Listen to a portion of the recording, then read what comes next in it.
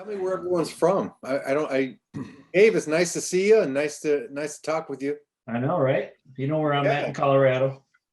Yeah, Dave, you're in Colorado. Where are you in Colorado, Dave? I'm in Denver. Well, it's a little suburb of Denver. Yeah, that's why I think you had told me that once, but you're from Minnesota too, though, right? Exactly. Yeah, I grew up in Minnesota. Came Yeah. out here about a year after college.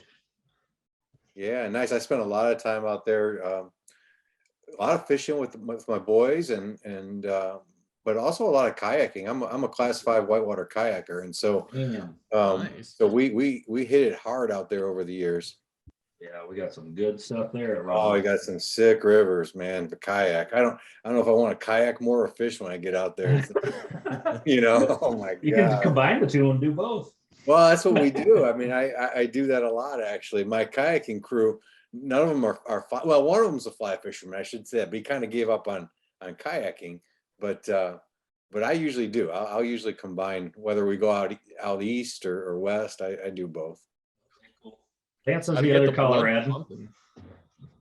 Yeah, What's I'm also I'm up here in the upper Arkansas Valley out here in Salida. Have you ever been on the Arkansas River? Like, Oh, speaking God. of, Yeah. I ran the Yeah. numbers. I ran the numbers at $7,000 once. damn, man. Yeah, so you know how it goes. Yeah. Yikes. that's Oh yeah, awesome. I've run Pine Creek, that class 5 section up top. Oh yeah. That Yeah, huge, that is about massive as hole in there. And if you don't line your boat up right, man, you're gonna get it'll spit you out. But yeah. it's I mean, ideally alive at that point, because some of those rapids get twisting up there. It's crazy. Yeah. I'm partial to floating, Stone Bridge right into town there, a little bit past that. Yeah. Stopping at some of the beaches for a half warm corn dog from the morning after and all that good stuff. So yeah, I used to go to Fibark every year. yeah, it's fun. Yeah, Yeah. they last year they did a great little celebration. Fibark was great. Oh, good. I haven't been there now in quite a while. It's got to be 12, 15 years now. Yeah. Yeah. Yeah, they still line the banks. They put on quite the show. Yeah, I know. I remember when Eric Jackson was competing there back when I was going, and he was tearing it up in those holes there. Yeah, there's some good stuff. But I mean, the fishing's good too. At least half decent compared to some of the other waters that these guys fish. I know everyone else knows how to get into bigger fish than I do, but I swear I still have the most fun. That's all that matters, dude. That's a fact. Yeah. Then we got Stan the Man, aka Gary. Okay, that's Stan here. Where you from, Stan? Prescott, Arizona. Sorry. Yeah. Yeah. Moved out here a couple years ago, retired. Now, just fishing and pickleball. These guys all know that. Nice. That's Yeah, my heard you talking about pickleball in one of the other episodes. Yeah, that gentleman's actually where I met him was at the pickleball courts, not the river. Oh, really? But we Nice. ended up 2 years. We've been doing a lot of rivers together, so it's good times. And where'd you move from? We came from Ohio. We were down in Cincinnati. Hooday. Yeah, yeah. Sad weekend the last couple weekends ago, but we won't talk about that. Yeah, right. I saw that. Yeah, Yep. But it didn't go so good for a lot of teams over the years, though. So Yeah. Yeah. True. And we got Ryan, Lucky's Fly Box. there's Ryan. All right, Hey, man. Hey, Yeah, Ryan. I'm out here in South Dakota, Nice. Where in Yeah. South Dakota are you? Rapid City. All right, man. Yeah, we used to take the boys out there almost every year. Yeah? Love it. Oh yeah.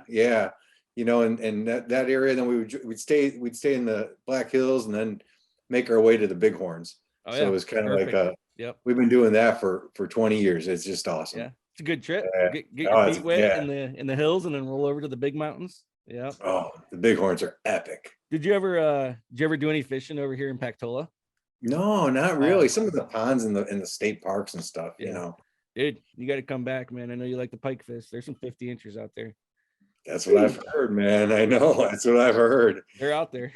Yeah. I had a couple fall some streamers in, man, and that'll make you pucker up a little bit when you start to see that alligator come out of nowhere. Man, I went out the other night in my local stream and I get into I sneak into some private water. I don't really have to sneak in because I have permission, but man, I was out there for about 4 hours. I think Dave might have saw my video. I caught like, I'm not kidding. I never talk crap about fishing. I think I caught 10 or 11 pike, and they come right up. I just let the fly just dangle in front of me. And I call it the flutter. I just let it flutter like 5, and they just destroy it. It's awesome. Wow. So Man, I cool. wish it on was the that easy drag. for me. Yeah, right. Work smarter, not harder at that Yeah. point. Totally, I There you know. go. And then last but not least, we got Rob, main host of our podcast here. He's the orchestrator. I Yeah. try. So Nice. I'm the farthest one out. I'm from Oregon, so All right, man. Where are you in Oregon? about 25 miles east of Salem. I'm going up on the St. Anne Pass. Between Salem and Bend, Oh, okay. and so up on the St. Anne mountain range and stuff. Oh, cool. So what do you guys fish up there? Is you a steelhead guy then up there, or mostly trout? Trout, bass, walleye. I'm gonna get into saltwater this year. I will chase steel, but it's such a pain in the ass. Our numbers are crappy. Yeah. Nobody really on my side fly fishes for them. They do chuck a lot of spay and a lot of gear guys. Mhm. But really, honestly, it's not even worth buying the tag anymore because the numbers are so low, unfortunately.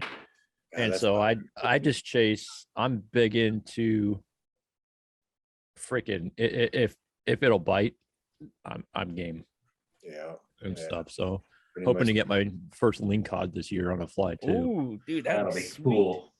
And so and I can do it off the jetty too, which is Nice. going to be fun. Chase that some sea bass and Delicious. because I'm a too. big walleye fan. So I was stationed up in New York, at Drum, and so pike, muskie, walleye. I love predator fishing, and walleye is some of the best fish out there. Eating for sure. Like For I'll take eating it. or fishing? I'll take that. For I'll take both. walleye over salmon, and it's just like and I've had some really delicate, like well-made salmon, and I'll throw some freaking walleye in the barbecue, and I'm like, I'll take that. Yeah, walleye. Yep. Yep. I live in Lake Geneva, Wisconsin, and I don't fish the lake that much because it's a vacation capital of the world, basically. But we're known for the gigantic walleye. Oh, you guys got some tanks. Yeah, gigantic. All I of need them are to get better out eating there and anyway. fish it. I just don't. I don't have a boat anymore. I sold it, but because now I'm just with fishing rivers and streams and guiding, and so it's too hard to have too many hobbies. Yeah. How long have you been yeah. guiding for, George? I'm starting my second season officially as an LLC. Nice. Yeah. So I mean, I've been guiding unofficially now for a couple of years and teach and instruct and for a long time. But as far as starting a business, I'm in my second year now. Very Yeah. cool. How do You you working enjoy out of it? a Is it shop? Oh, sorry. Go ahead, Gary. Said, are you working out of a shop or you just, how are you getting your business? So did we start this podcast already? Hey, Yeah, for like 10 Yes, we minutes. did. it's a surprise, George. It started before you walked in. I wasn't sure if we were on already. Now we're just talking fishing. What we do. Yeah, that's great.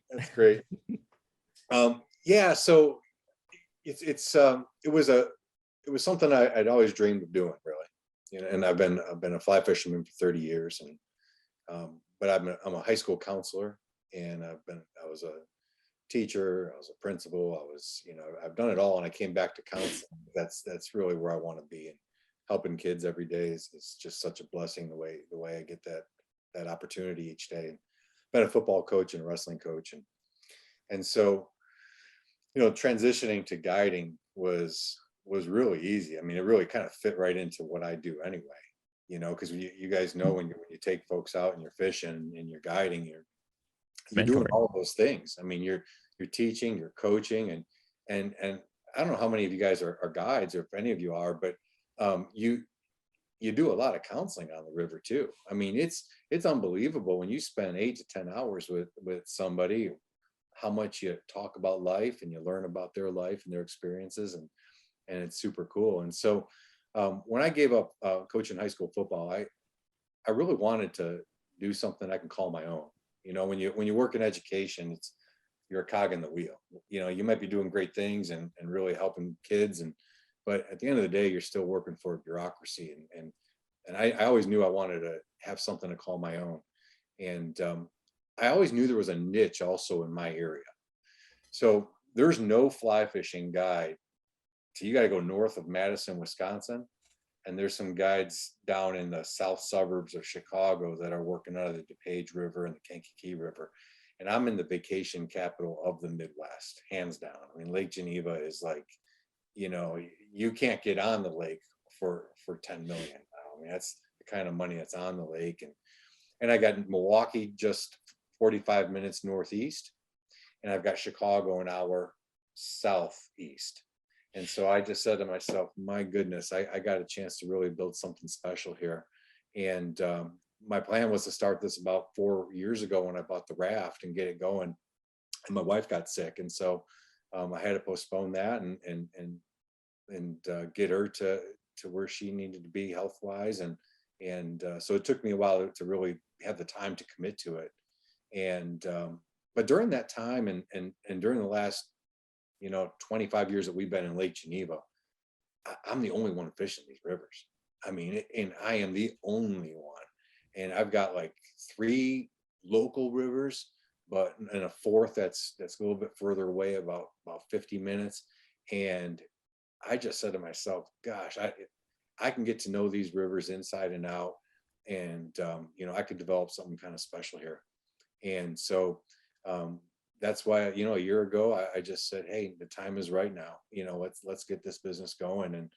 And so I developed a website with a good friend of my mom's who's in multimedia, and it just turned out wonderful.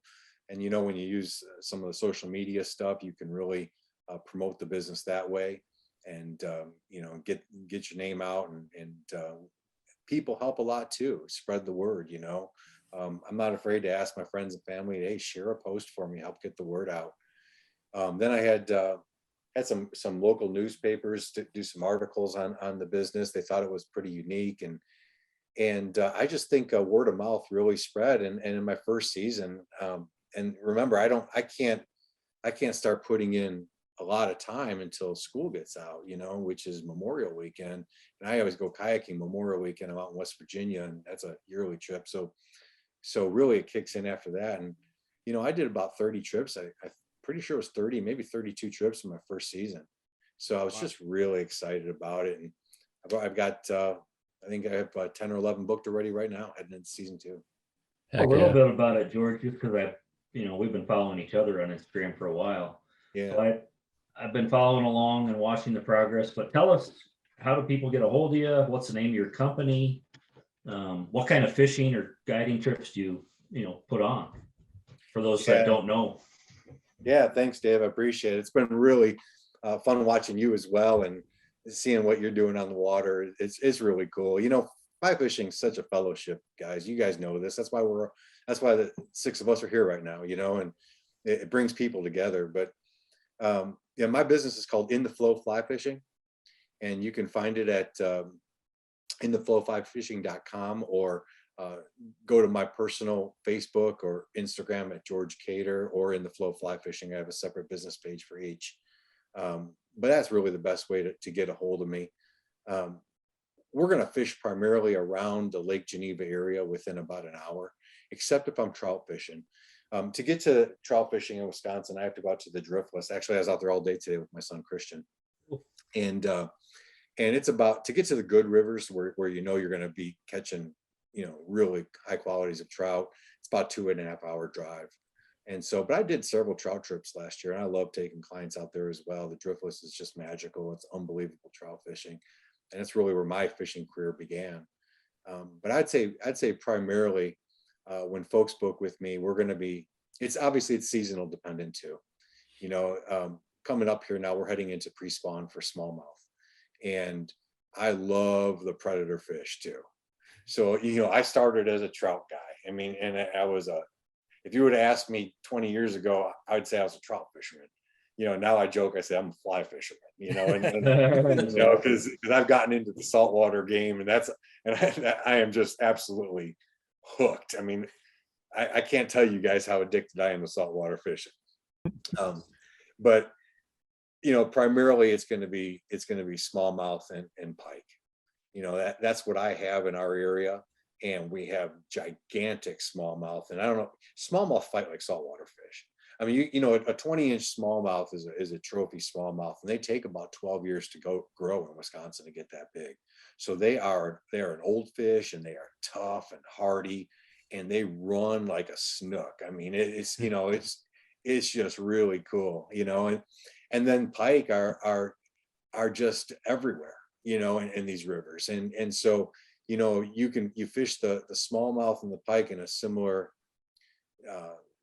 spots on the river. You're targeting the similar spots, but the water's a little bit different where the pike are sitting. They're mostly in the eddies and in some of the slower moving water. And so by us, if somebody's going to book with me, they're going to book a float trip usually, or a half-day wait. I get a lot of folks that want to do that and just learn and target these areas where these fish are. That's pretty much throughout the summer, along with the driftless trout trips. And then when fall comes around, then I switch my focus to once the smallmouth start slowing down, they kind of go dormant around in Wisconsin around mid-October, November 1st.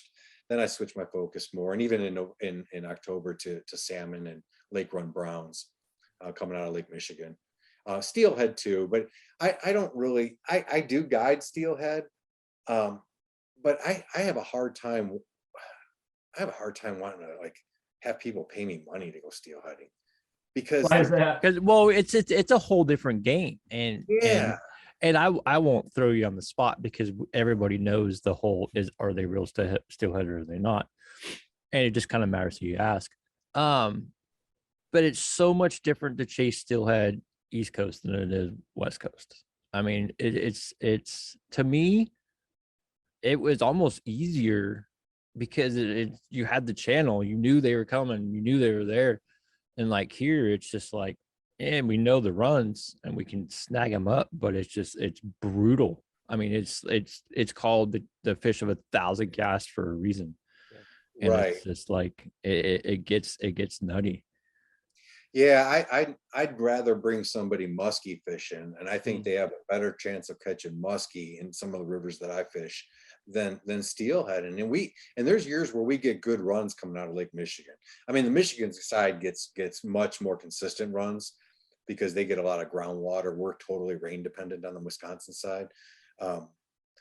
And they're in there, and they're in the Milwaukee River, and that's a wonderful place to go catch steelhead. And I got on some really good fish this fall with clients and by myself. And so what I like to do is I like to say, okay, here's what we're going to do. We're going to go out. We're going to go after some salmon when the kings come in, and then when the coho come in, that's usually when the lake run browns come in, and those browns just get huge. I don't know if you guys have seen them. 32, 36, 30. You got some fatties up there. Yeah. Oh yeah. And so I tell folks, as I said, let's go target, these browns, these cohos, and we're going to still fish for steelhead, but we're going to go for all of them. And that, you want to set the mindset to be right, because if you set the mindset for steelheading in Wisconsin that you're just going to go out and catch, half a dozen steelhead in a day, that's just not going to happen. And so, and then things really slow down through the winter, and then right now, we're in this runoff season for the trout. So like today, my boy and I went out there, and man, we caught 3 fish in 7 hours. It was just, because we got runoff. It got to 50 degrees, and if you guys are trout guys, as soon as that runoff hits the water, they shut down. They don't want anything to do with it. Yep. So around April 1st is really when the trout season heats up in the driftless of Wisconsin, and that's also again when the smallmouth season starts. Well, that's early. Yeah. Well, that's pretty much where our trout season starts too.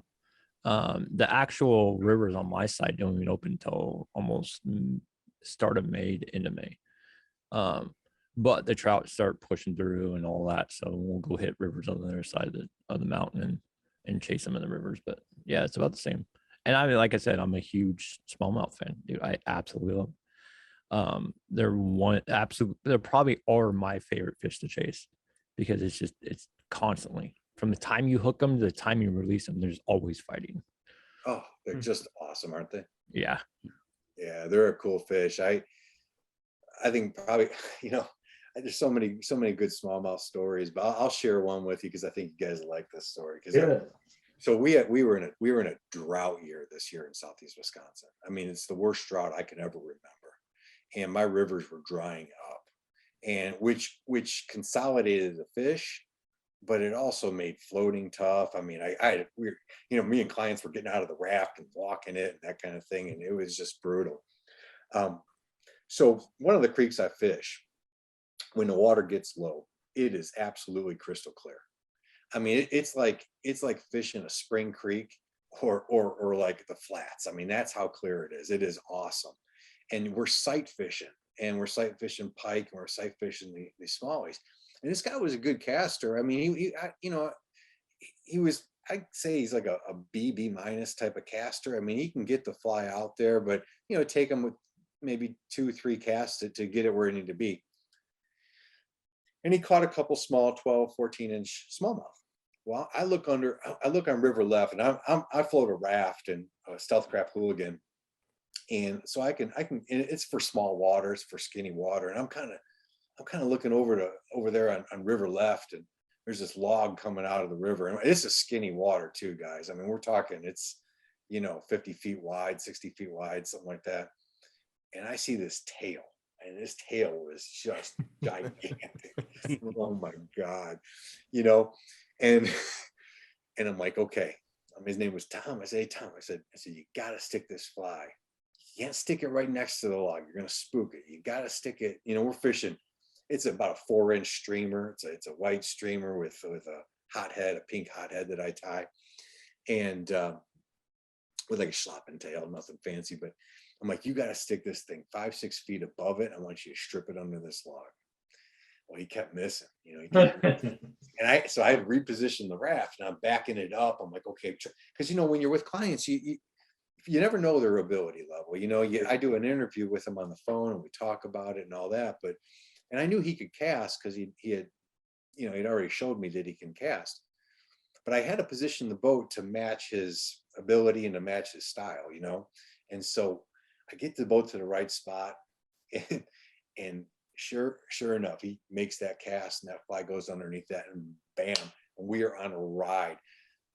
This smallmouth, and he got it to the boat after it ripped. I mean, it ripped 50 feet of line, and it was unbelievable. We get it to the boat. I'm like, oh my God. I mean, Tom, that's the biggest smallmouth I've ever seen in my life. And he was like, what? It wasn't even phased him. He was like, oh, really? No big deal. I paid you to take me to catch that. Damn, ain't that something? So we get it to the boat, and we put it on the tape, and it's just over 23 inches. Wow. And I go, you gotta be kidding. And the thing was, I got pictures of it, and he's holding it up in the pictures, and it's like this. You know, pictures never quite show it. And I'm like, oh my gosh. So I go, no, he ends up catching some more fish that day, but he didn't even realize what he had done. So I go back home that night. I'm like, that might be a state record. And I look up all the state records, and for inland smallmouth, not like Great Lakes run smallmouth. I mean, it's not a state record in Wisconsin. That's like 25.25, but it was a state river smallmouth record in Minnesota, Pennsylvania, Ohio, and Michigan. Damn. Oh, that fish went into a cooler and went for a road trip, right? Yeah. It may have been bigger too, you know. I mean, I was in awe of the darn thing. I'm not even sure I got a good measurement, you know. And I had guys pimping me saying, "Oh, there's no way that's 23." No, well, first of all, I'm an old guy. I'm not going to lie about fish. Okay. Second of all, I'm not going to tell stories when my clients are following me on social media all the time. I'm not going to make this guy look like a fool saying, you know, hey, you caught it. He didn't. I don't want to call me up and say, you know, George, that was 19-inch fish. I don't know what you're talking about. You know, I was 23. It might have been bigger. It might have been 23.5. It was just amazing. And the way we fished that smallie too, it was just so cool. But yeah, I love these fish, guys. They're just great. Unreal, man. Yeah. Well, you did say something that caught my ear that I like too. I do saltwater myself. Good. And these guys all know I've got 2 pikes under my belt. I'm sorry, not pikes, but tarpon.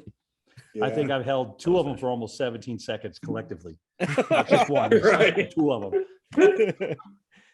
And let me hear your big fish story. And it could be a salt one if you wouldn't mind. I would love to hear that. Well, Dave will tell you I got one. So I just got into the salt game not too long ago. My wife and I started taking trips down to the Keys and Yeah, went down there a couple times a year. And I'll be there in March. oh, good, awesome, yeah. And actually, my guy is a builder by trade. My guide down there, his name's Connor Flam, and I got hooked up with Connor through a friend of a friend, kind of, and now actually he's going to be on season 5 or 6 of Silver Kings this season. So if you guys watch Silver Cool. Kings, Right yeah, on. he's being featured on there now.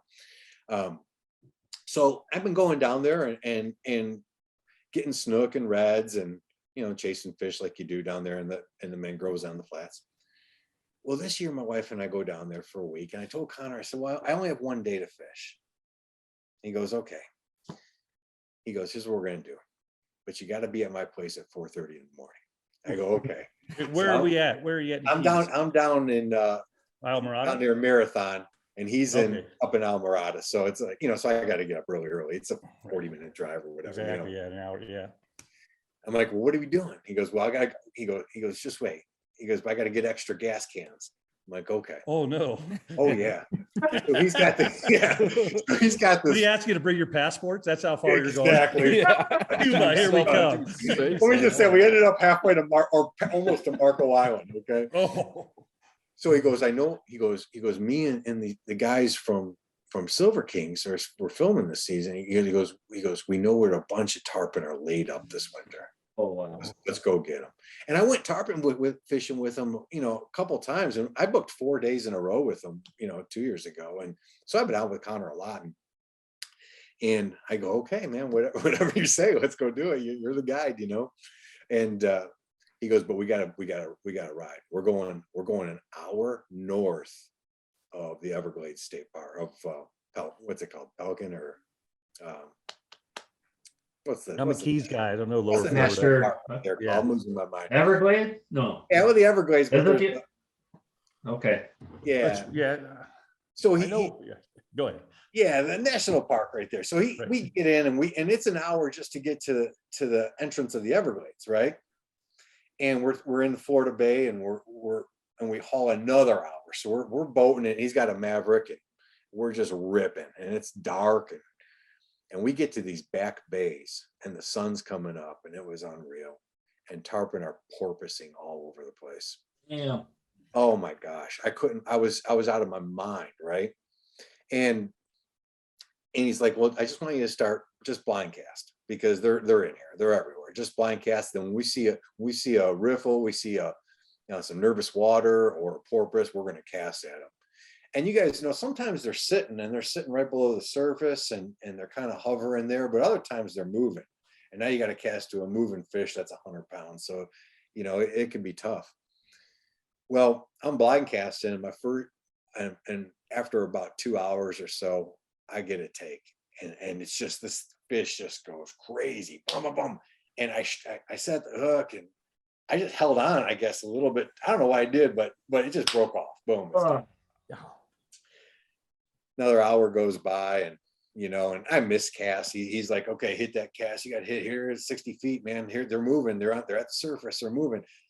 But you guys, I mean, not only are you like, you got buck fever, and I can make that cast, but I can't always make that cast because it's just not what I do in Southeast. Right. Right. Right.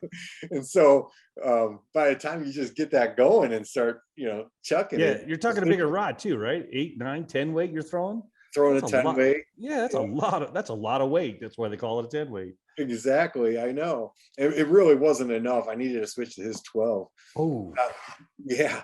So the next fish, so about an hour goes by, and I get another fish, and this time he keeps telling me, he goes, once you set that hook, you got to let go of the reel. Don't touch the fly line. Just, let it go, because it's going to want to run and jump and do its thing, right? So the second fish, I do it. I let it go, and then he just starts ripping, and he just breaks off. He's like, that's just part of the game. Don't worry about it, right? You're like, yeah, right. I'm worried. I want to land one of these. I know. I The know. last thing I want to be worrying about when I'm tarpon fishing is Oh, actually catching yeah. a tarpon. Right. I know. I know.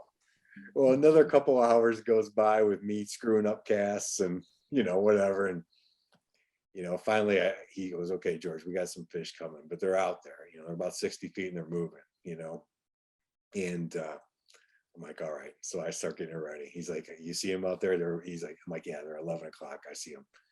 And, you sometimes things just come together, and I just nailed the cast. I put it about 6 feet in front of that first fish, and, and a couple strips, and bam, it hit. And I did exactly what he said, and being a guide, you're like, you coach people, you tell them, and most of the time they don't do what you tell them to do. It's like my football players, I told you, hey, you gotta do this, you're gonna get your butt kicked, The happy panic. They're happy, but they're panicking. Yeah. And I'm like, all right, I'm gonna be a good student here, So I did exactly what he said, man. I set the hook and the thing took off, and I just let it go. 35 minutes later. I mean, it was unreal. And I think Dave's seen the video probably I put up of just some clips from it. And you guys check it out. It's pretty cool. Being in the bow of the Maverick, and I just put up these little 1-minute clips for Instagram and stuff, but ran me to my backing 3 times. I got 6 jumps out of it. Nice. We got it to the side of the boat, right? And they're too big to, I don't know if it wasn't a huge fish. I mean, it was 60 to 80 pound fish. 5 foot, 6 foot longish. Yeah, I'd say 5, maybe. Yeah. I mean, I'm 6 feet tall, so probably 5. But he just estimated. But the one, the second one I missed was well over 100 pounds, though. It was gigantic. That's probably why it just broke me off. And we had to switch to 40 pound too, which is, most of the time you're fishing with a 60 pound bite section of fluoro at the end. They don't have teeth, tarpon, but they've got in the inside of the mouth, or it's like sandpaper. And so when you're fighting them for 30 minutes, it just wears it away, basically, and so anyway, because the water was so clear, we went down to 40, and that's probably why I lost those 2 fish. But anyway, we get it to the side of the boat, and Connor reaches down. I'm like, I just want to touch it. I want to touch a tarpon, Sure. and the thing makes one little kick, and it just Oh, broke it off. And he had hold it. We had it to the side, and so I wanted to get a picture with me next to the side, just to send home to my wife. But anyway, it got off at that point. But that's fish of a lifetime, and Wow. and just the whole experience of getting up and boating Florida Bay at 4:30 in the morning to 2 hours north. And we were way in the back country. I mean, further than I've ever been, that's for sure. Wow, that's awesome, dude. Incredible, man. So I got a question, George. So I've never caught a tarpon or chased them, but it is one thing I'd like to do one day. So what does that look like, man? I mean, what kind of flies are you throwing? I mean, are these things coming in and just kind of nibbling and you're setting the hook, or is it just like taking it? I mean, what does all that look and feel like? Yeah, so you're throwing a floating line and you're throwing a super long leader. So like, how long? I show up there, and I'm like, I got my rod rigged and everything. I'm like, and I figured, 9-foot leader would be fine. And Connor's like, he's like, sorry, man, you're gonna have to throw another 5 or 6 feet on that. I'm like, what do you mean we're gonna throw a 15-foot leader? I've never thrown a 15-foot leader in my life, right? I'm like, holy cow! It took me 20 minutes just to figure out how to cast a fly rod again. And so yeah, it's a 15-foot leader, tapered down to, I don't know, I think 20 pound, 25 pound at the end of fluoro, and then you put a bite section on the end, and the bite section's about maybe, I don't know, maybe 18 inches or something, and that's 60 to 40 pounds. And the fly, you're just using a loop connection to the fly like you would for any streamer. But they're small flies, actually. They're only about 3 or 4 inches long. I'd say they're similar to like a smallmouth type of fly. Okay. A little schlappen tail and some craft fur, and you're done. Oh, so easy Pretty peasy. much it. Or Yeah, dryer black- lint, whatever's available for you guys. Yeah. But that actually brings up a good point, George, because we all know that you tie some incredible flies, Yeah. right? And we know you tie for the species you're going after. From, the fly tier's perspective, what are maybe your top 3 materials that are just laying around on your desk at any point that you're tying with? Yeah, that's a good question. I go back and forth. I have a love-hate relationship with materials. Do any of you guys tie as well? Oh yeah. Oh, yeah. Oh, Yes, you yeah. guys. All right, so whole room. I got, I go back and forth with it, but I would say this. It's all species dependent.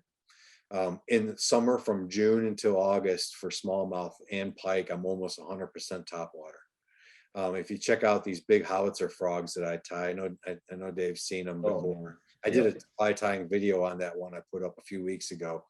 I'm almost exclusively topwater for clients and for myself and for when I'm buddy fishing. Because just that frog, we have a lot of frogs that come off the banks, those high grasses, they fall into the creek and boom, they get exploded on. So it really depends on the type of fly I'm tying, but typically my favorite materials would be schlappen in the tail, because I just the wiggle that the schlappen just moves, And I like to stack a lot of schlappen in the back, and I love bucktail. Bucktail is, to me, if you know how to use it right.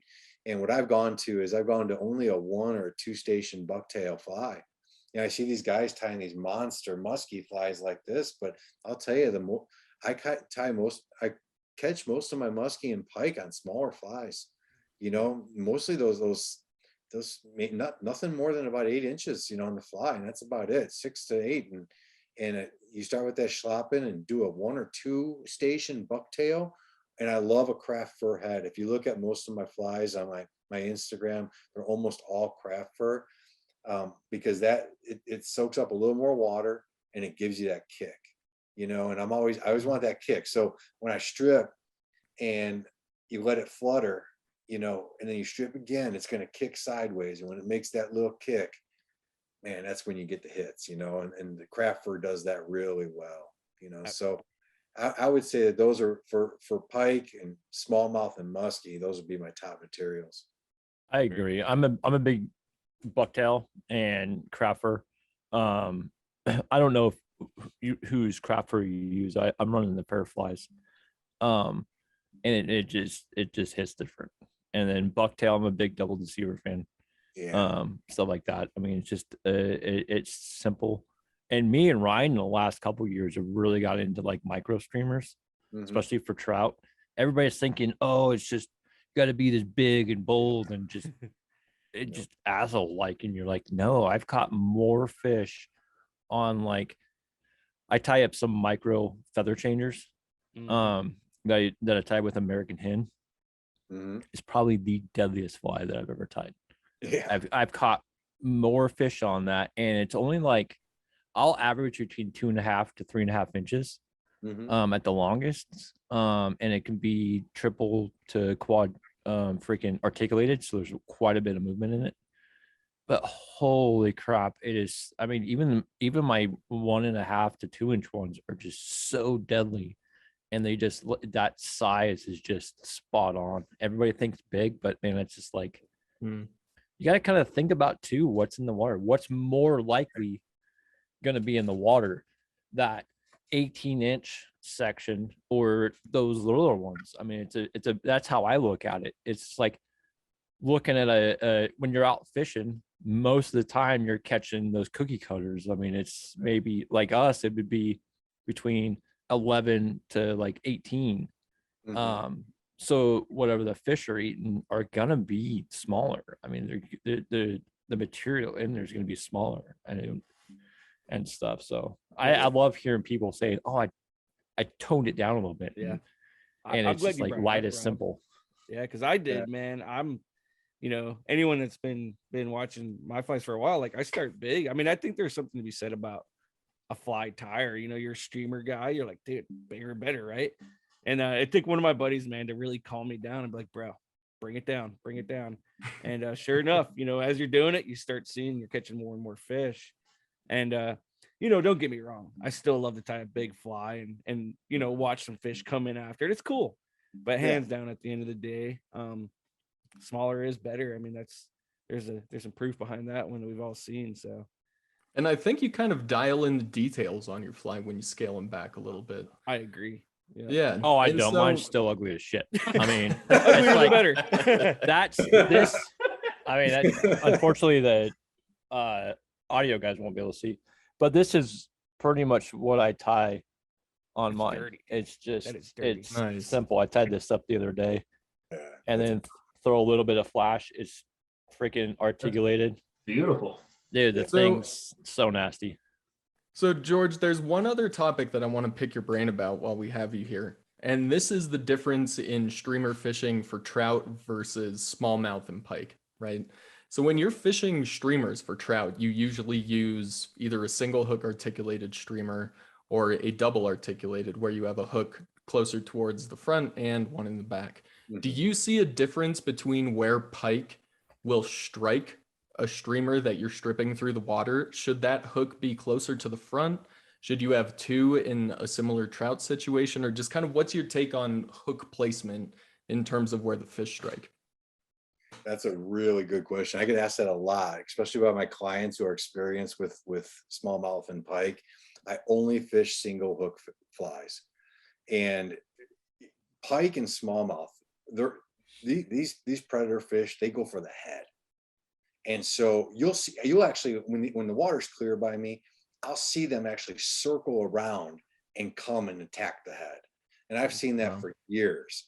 And so, and the other thing too is when you have a stinger hook or that second hook, and I tie game changers too, but and I'll put a second hook on my game changers only because I'm using them for smallmouth exclusively pretty much.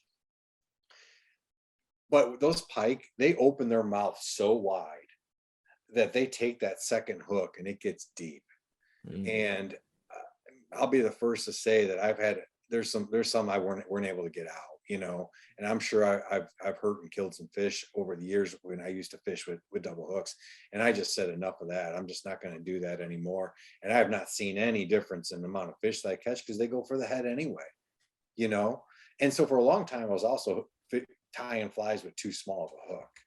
That's the other thing too. You got to have a hook that's got some gap to it.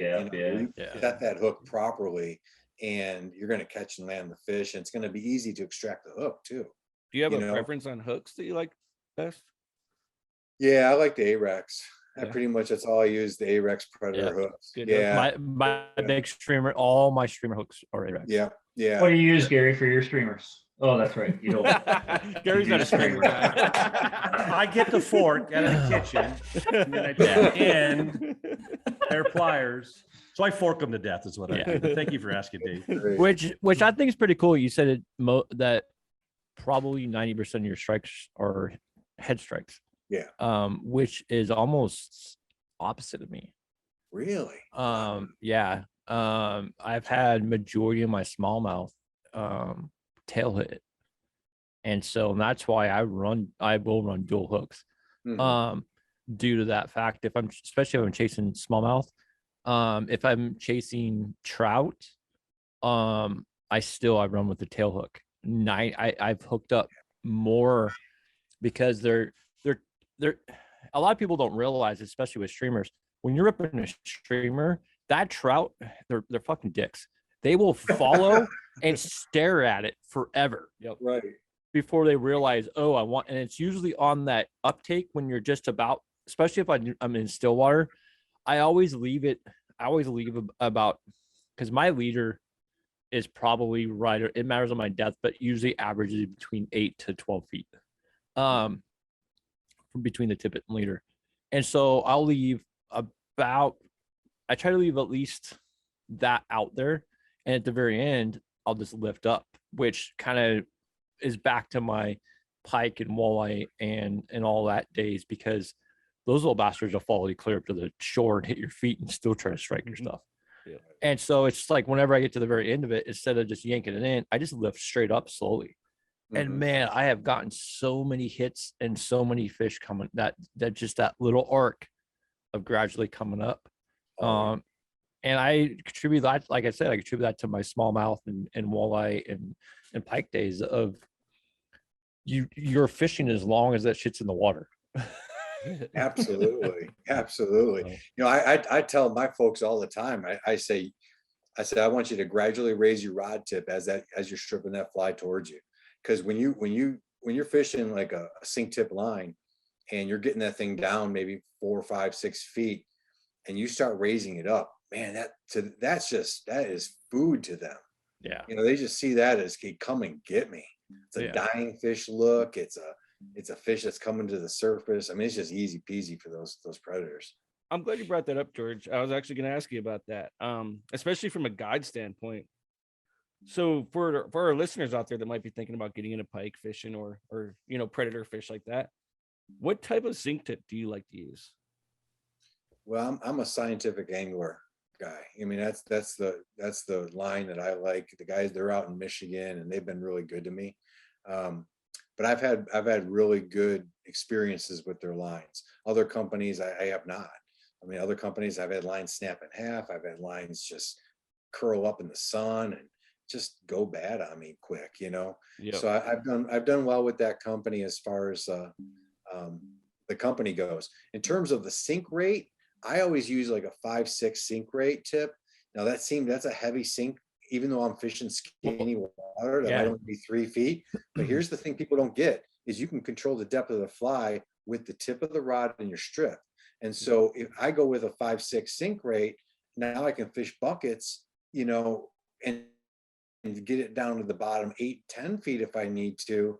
But now I can also fish, you know, 3 feet and I'm still okay with the rod tip. You know? Exactly. Or you go with a lighter fly, you know. And then and especially when you're running in the river section, you run a T5, T6 in there. Because we're the same way.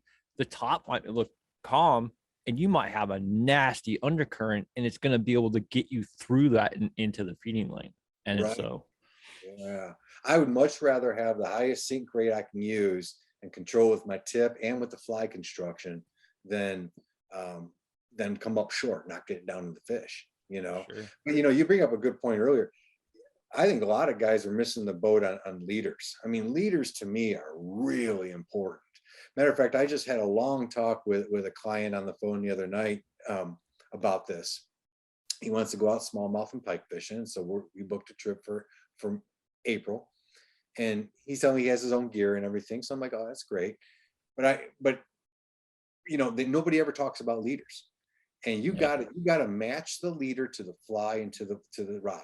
If you don't match those things together, if they are not in synchronicity with each other, you're just not going to be able to cast well. I don't care how good you are. You can take like I have a lot of guys that come out and they'll bring their 8-weight, but they're going to throw a 9-foot leader. And I'm like, man, we're fishing southern Wisconsin pike and smallmouth. You know, this thing can't be above, 5 feet. yeah. We're throwing 5. When I'm only pike fishing, it's a 4-foot straight 50-pound. Yep. That's it. So you're trying to tell me, George, that you're not out there dangling a 13-foot leader on 6X tippet running 20 feet down to the bottom? Right. Man, No wonder you don't lose fish. Come on. It happened. In smallies, I say pike are 4-foot leader. I said smallies are 6. If you're going for both, it depends on the fly. I mean, because if you want to turn over an 8-inch, fly that's got a rattle built in, it's got bucktail and a craft fur head, you can't be throwing an 8 to 10, 12-foot leader. It's just not going to happen. It's going to flop, Exactly. And so the leader construction, and when I'm building a leader for smallmouth, I'll taper it usually, but I won't taper it much. I usually just go 30-20. That's it. 33 foot of 20, and I'm done. Yeah, because when you're at that short a distance, I do the same thing when I'm still watering.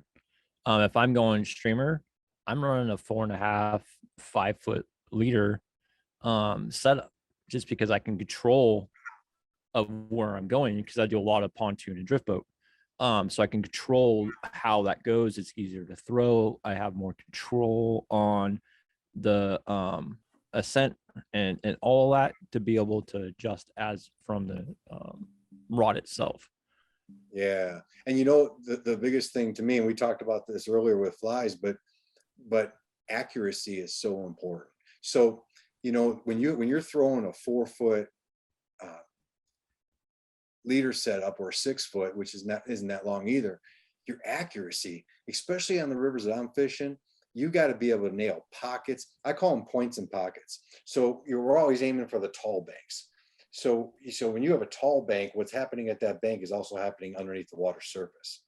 And so that's where the fish are. And those are usually going to be undercut, but they're never just a straight line. They have pockets and points. And so I'm always telling people, you got to hit that point, and I want at least one in the pocket. It depends on how big the pocket is. If the pocket's a 4-foot pocket, then I want at least 2 casts in there, and then at the next point. And so I'm telling clients they got to make 4 casts in 1, 2, 3, 4 in about 6 feet. Oh, You know? yeah. So yeah, so that accuracy Drift is boat life.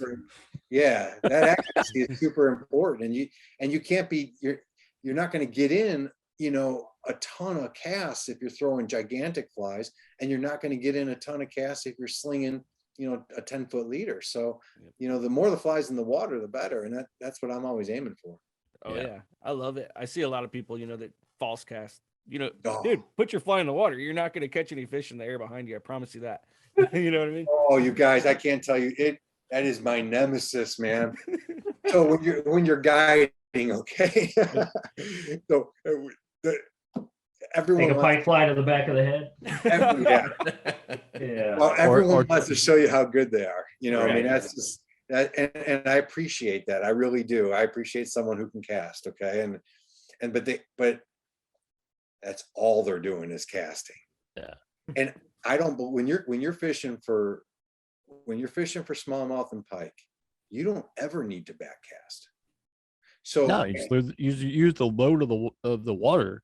that's It's right. kind of like freaking spay casting. You Yeah. load off the water and you get your freaking strip in, you get it to the point, pull it up, and then launch that shit back out.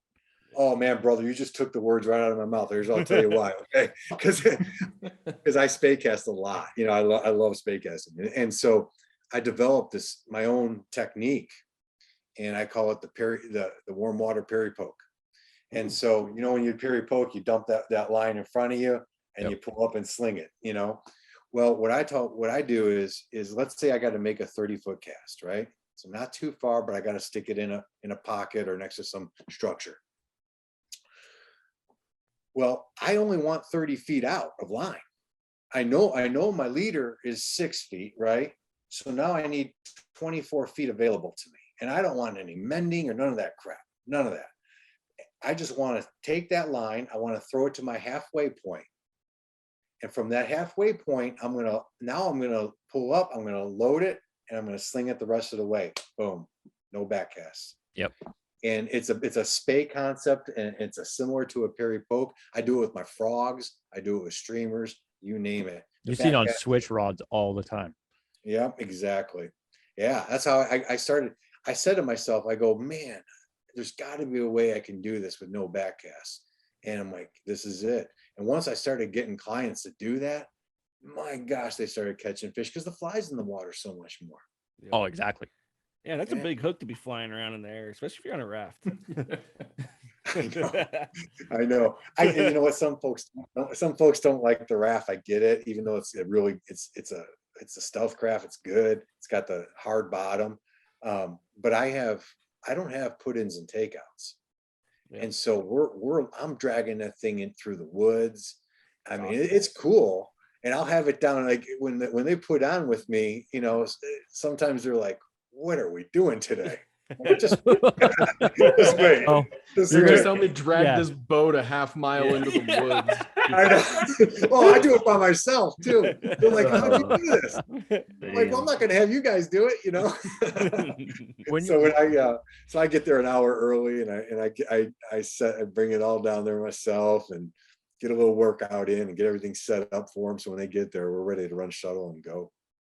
Nice. Now, with you doing that setup, have you thought about breaking away from the tippet and stuff and going to, like, let's say an OPST head or a style like that, a loaded head for your smallies?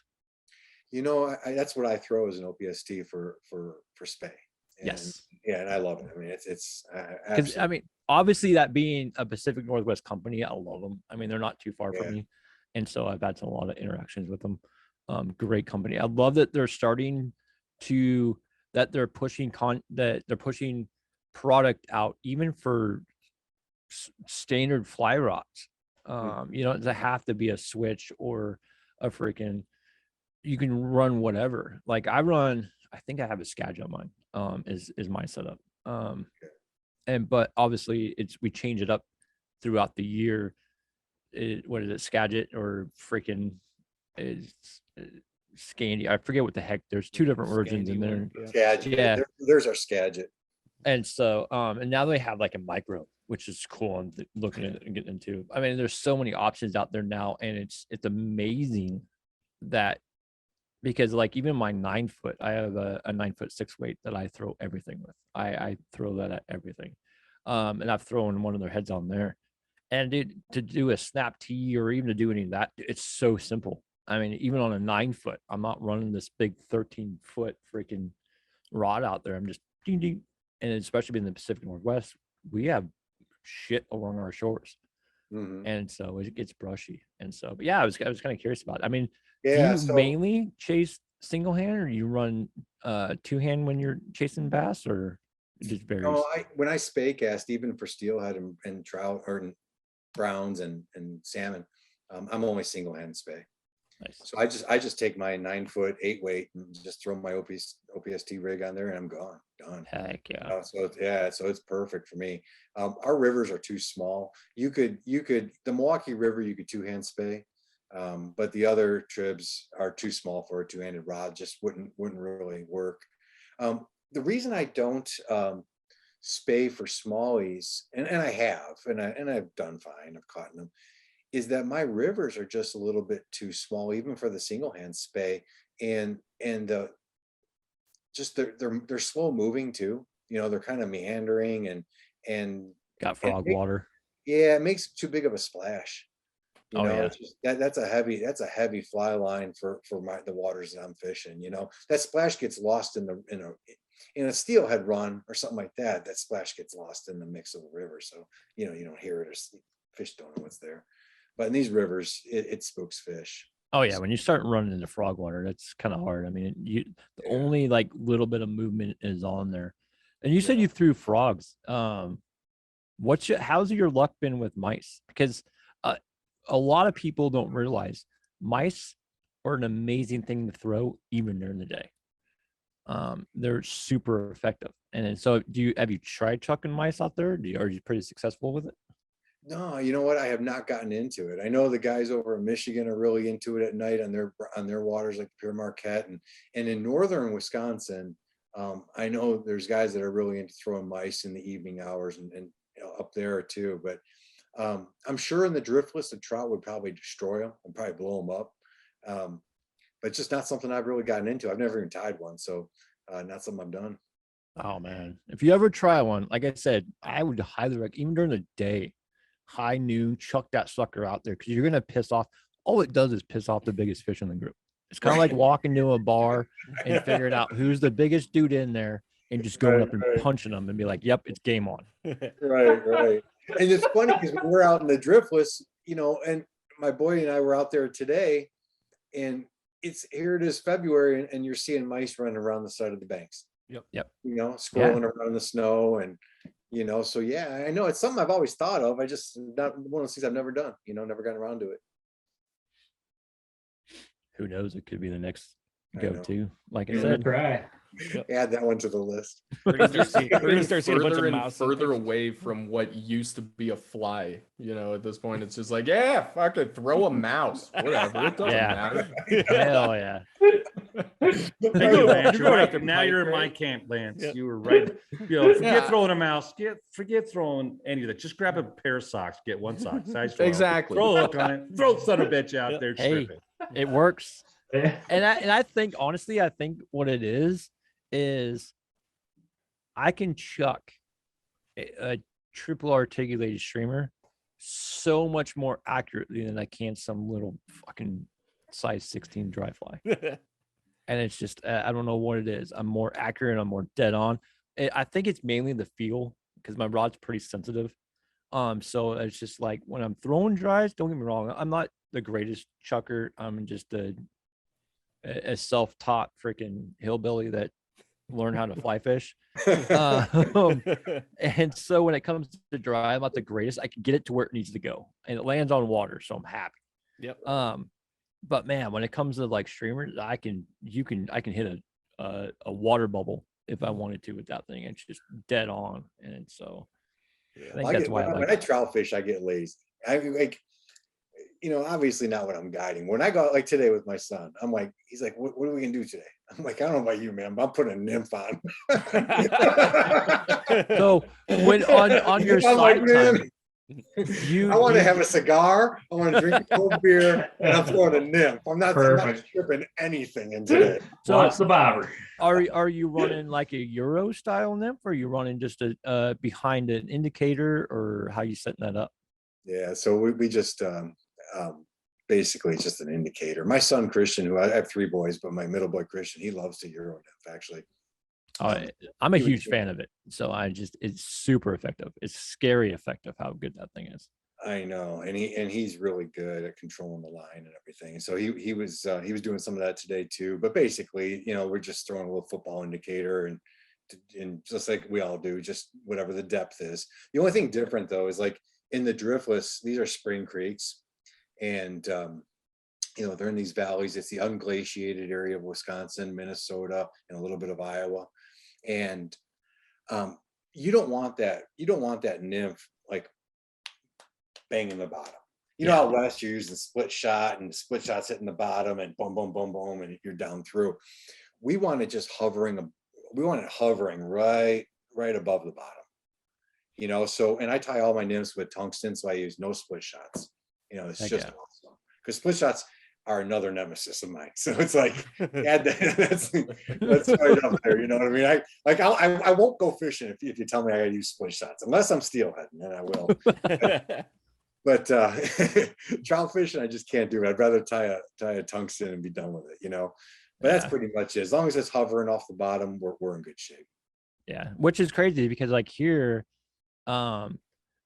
we have what I was talking about earlier about the top water being calm, and we have some nasty undercurrent around here. The shoots, the Sandy Am, it'll look perfectly smooth on there, but it'll be going like 10 times as fast and violent on like just a foot underneath. And I have big water. It's like it's to me, somebody say, hey, we have small water to where even a single is like you're pushing it. So is ironic to me because it's just like, what do you mean? It's just like I can cast 30 feet and I might hit the middle of the river. To me, that's normal. And it's just like, so it's kind of cool that on that. So what we'll do is the like a drop shot setup, and just have, so if anything gets caught up, it's going to be the drop shot more than it would be the fly. Cause I mean, if we didn't, we couldn't tie flies fast enough to do that. And so, but I understand the concept of being like, I hate that shit. It's just not what we do. It's totally ineffective out here in Wisconsin. It just isn't. But Dave, like when I go to Colorado though, and my boys and I are fishing like 11 Mile or something like that, or Bailey's, or then we'll use some split shot, or even when down in Salida and hiking into Browns Canyon or something. We'll because you need to. The water's moving so much faster. It's not gonna get down because of the current. Yeah. But we don't have current like that. We do out when I'm steelheading and salmon fishing, then you need to use split shot. But I mean, it's called the driftless for a reason, right? Your bobber's barely friggin' drifting. Right. We're staring at like 6 inches of pocket water out here. Like, how do I plummet 12 feet in 12 milliseconds? Yeah. Like your stuff, like if we looked at like, especially like Dave and myself and Lance, if we looked at your water, your rivers are probably the shit that we're trying to row the fastest through to get to the good water. It's like, because you gotta admit it. If you're chasing trout, you're trying to plow through all the frog water. Yeah. to get Right. to the freaking to rapids, get back up to the tops of them or the bends or the yetis and get all that back to that active water where the oxygen's at. Yeah. And we always blow through the frog water. That's the time that you grab a beer and you're shit talking and Right. everybody is doing whatever. You're retying your gear. Yeah. Well, I will say, George, my dad actually just moved out to Wisconsin maybe a year and a half ago or so, and he's been telling me about all the fishing he's been doing. He's in Merrill, Wisconsin. Oh, so he's up near the upper Wisconsin River. Yeah, and he Amazing. sends me Wow. some photos of the places that he goes, and I am beyond jealous, man. It's beautiful country out there. I mean, the water is pristine. There's nobody else at the lake because there's 10,000 lakes a mile roughly out there. It's crazy. And I guess this kind of lends to a bigger question that I think all of us consider as fly fishermen, but I'd love to hear your perspective. So, and maybe this even kind of aligns with your career path too, and your daily work. But when you're out on the water, whether it be with a client, with your son, by yourself, what are some of those emotions that bring you into that moment, and how do you see that correlating to like a positive mental health situation, right? Because there are a lot of guys out there who are really interested in fly fishing for these exact reasons that all of us get to sit around and talk about today. So I'd love to hear your perspective on what the water brings to you. Yeah, thanks. I appreciate that, because that means a lot to me, more than you'd ever know, really. I think for me, I grew up I was an apartment kid. I mean, I was a poor kid, and so I had no introduction to nature, the outdoors, or anything. And I was fortunate to go to college. I was a good football player. I went up to Minnesota, to Winona State. And that's where I met guys that were into the outdoors. And I was like, wow, this is cool, And then I met my wife, and we moved up to Superior, Wisconsin. I started fly fishing and kayaking, and as a young guy. And for me, it was always, fly fishing was a form of self realization. It was like a way for me to say, hey, this is something I can be passionate about. This can be something I can be really dedicate myself to, and in all ways, and learn and grow as a human being, as a person. And so and then there's some things that have happened in my life along the way, like we all have, I'm sure. I lost my little brother. He passed away about 5 years ago. My wife's got cancer, and those types of things. And so for me, fly fishing has always been a way for me to find peace, find inner peace. It's a great time for prayer. When you're with your friends, it's a great time for fellowship. It's you go out there, and it depends obviously on what you're looking for. Today it was me and my son spending the day together, and we caught 3 little fish, and that was it. But we spent the whole day talking and about life and what he's doing right now after college. He's got his first job, and he's doing well, and all those things. But then when I decided, hey, I'm going to start my own company, I really wanted to find something that meant a lot to me, and that's why I called it In the Flow Fly Fishing. Because in the flow, that really means, where are you at in your life? What kind of flow is in your life? At least that's what it means for me. For some people, they might be looking at that thinking, going, well, yeah, in the flow of the river. And for me, it's not. It's where you are in your life, and when you're on the river and you're with your pals, or you're with new friends that are clients, you find that flow where time seems to stand still, right? I mean, you're out there for 8 hours, but it feels like 8 minutes. It's like, where did the day go? And that's where you find a lot about yourself, and you learn about yourself, you learn about others, and you grow as a person, and so, even me with whitewater kayaking, it's the same thing. I've run some of the hardest rivers in North America, and when you're out there, yeah, it can be scary, but your skill and your experience and your confidence and being in faith all pulls you through those hard things, and you look back on it and go, wow, I just did something really cool. And fly fishing is the same way. To me, it's not fishing. Maybe it is for some people, but for me, it's a lifestyle. It's a way of self-expression. It's art through tying.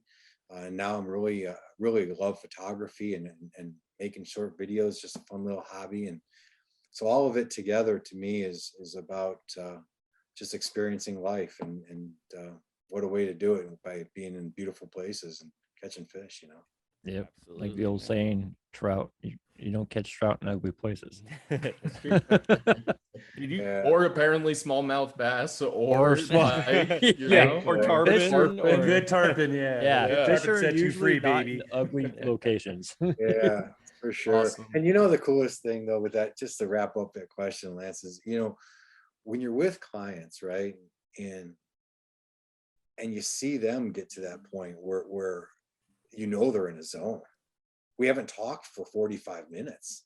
And it's okay. It's a good thing, you know, because I can carry on a conversation. I'm a counselor. I can keep talking about stuff, life, asking questions, and I want to know those things, you know. But it's when that silence hits, because he's on the bow and he's just banging those banks and hitting that structure, and he's listening to my coaching, and boom, there you go. 3-4 hours has gone by, and we're at lunch and we're cooking out, and you know, it's like, where'd that go? You know, that's when I know that somebody's really having a good experience. Heck You know, is when that happens. I appreciate telling the name or the explanation for the name of your company too. That really resonated with me. So thanks for explaining that. Yeah, yeah, Liked it too. Good call. Good call. yeah. It really means a lot to me, and I've had that in my mind as far as like the name for the business forever, since I first started one, because it's just, you know, obviously has a double meaning. Not only is it the flow of the river, but it's the flow of your life. And I always say you learn a lot about yourself on the river, you know. And that was a phrase I used when I was kayaking, and I was an instructor, you know, kayaking years ago too. And you know, because when you're taking beginners down in whitewater kayaking, it's scary, man. They're in class 2 whitewater on that second day, but you know, they're flipping and swimming, and I'm pulling them off of trees, and I mean, it's crazy, you know. But at the end of the day, they've learned a little something about themselves, and I think the same thing happens on the river fishing too, you know. Oh yeah. Oh, absolutely. Yeah. Absolutely. Well, George, thank you so much for sharing and inspiring us, and opening up to us and letting us pick your brain on going to chase some big predator fish, man. So it's been great having you on. This has been George Kaider with Set You Free Outdoors podcast. Yeah, thanks.